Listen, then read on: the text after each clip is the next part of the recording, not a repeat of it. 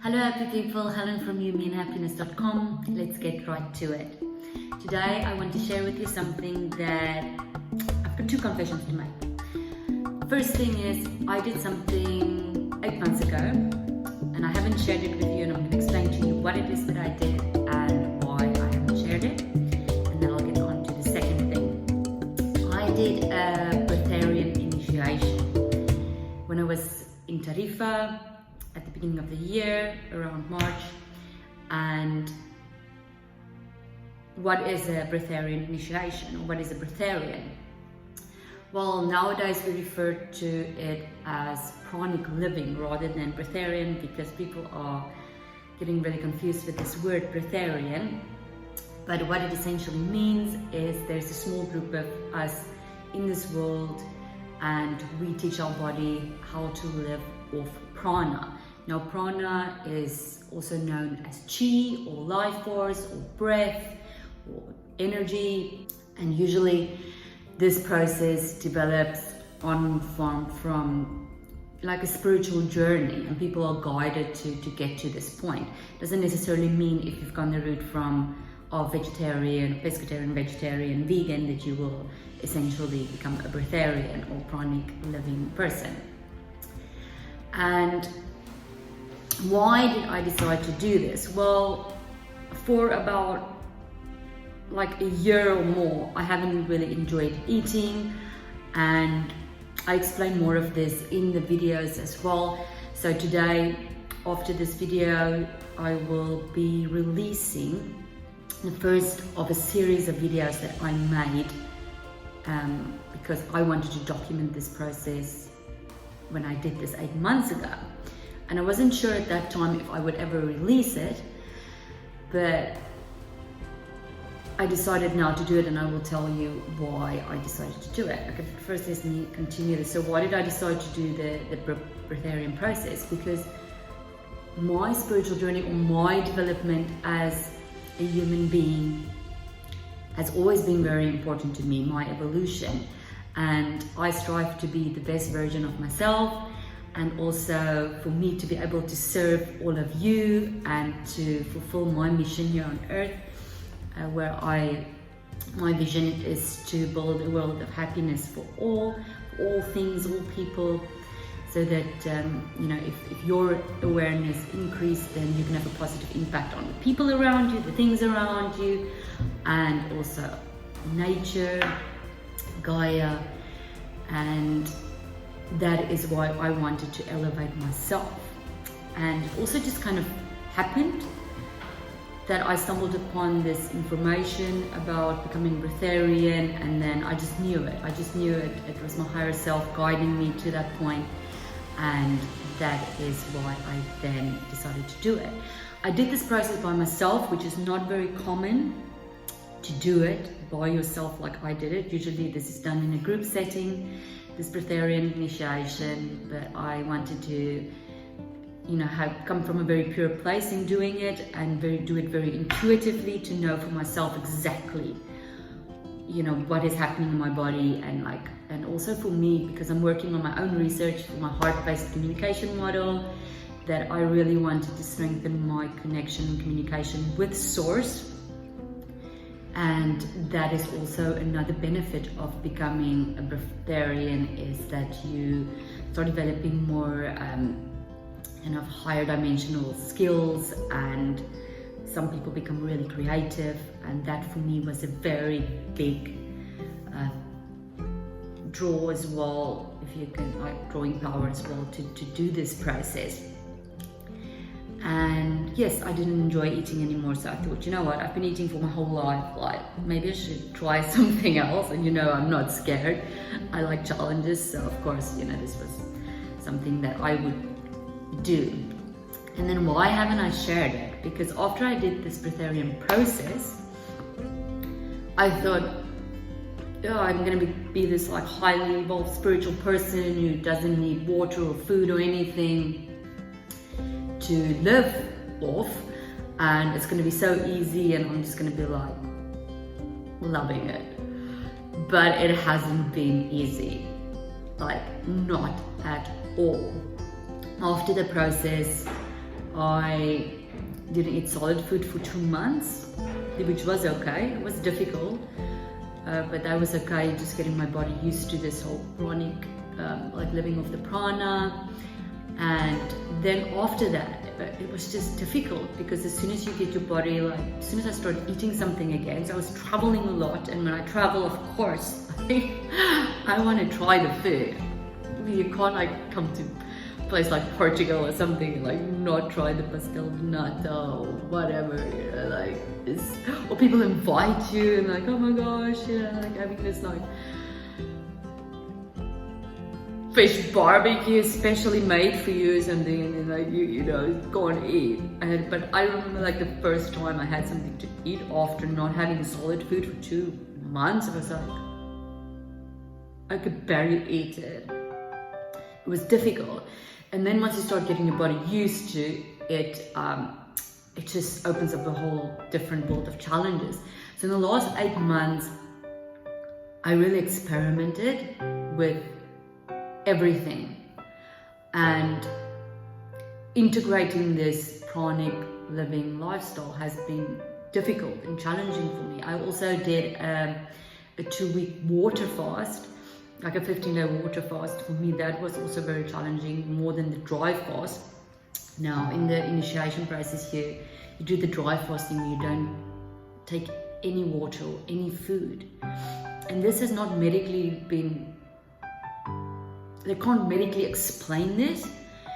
So that is why most people, I suppose, don't know about it or don't consider it, because of that factor. And you can't really say what's happening in the body, but something definitely happens inside your body, like something's shifting. I mean, everything starts feeling different. I mean, you know, like I explain this in my videos, all this information. I don't want to go into too much detail now about that. So yes, so that is why I didn't share it, because it was a deeply personal experience for me. And then it being so challenging, I had this expectation of thinking I'm going to reach this end point, but I didn't. And the conclusion that I came to is that it's like that with everything in life. Like, you're never going to reach like some end destination. And why am I sharing this information with you now? Is because I'm guided to do this now. I believe that Source guides me in whatever I share and whatever I do, and that is why now in the last week I've had some signs, I've had this intuition to share this information. Top entrepreneurs are struggling now with optimizing their health, and everybody is on this journey right now, like really trying to optimize their health, and not really knowing, you know, like what to do. Am I vegetarian? Am I vegan? And what I realized, and I also came to that point, is I wanted to, as an entrepreneur, I wanted to also elevate myself. And with this pranic living, you have more energy, you need less sleep, you are more clear, you've got more clarity, your awareness increased. I mean, the benefits are endless. And that is also why I want to share this information now, because my top entrepreneurs can learn from this, and if you are open to this, this is something that you can incorporate in your life if you so choose. And then the second confession that I want to make is that, as you might well know, I have not been doing any lives. And it's not that I don't want to share with you guys. I always think of you, and I always think of how to inspire you. And like a friend of mine, or somebody I met not long ago, she said to me that, Ellen, why do you do lives? Like, you should tell your stories, like you're so good at it, you know, like, and in a social setting I am, I'm like a chatterbox.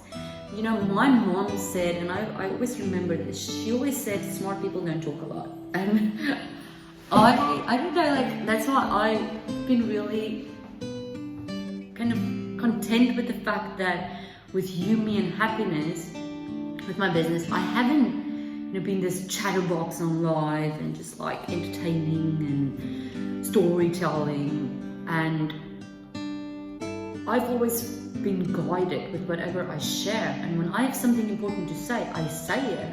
I do it. Like now,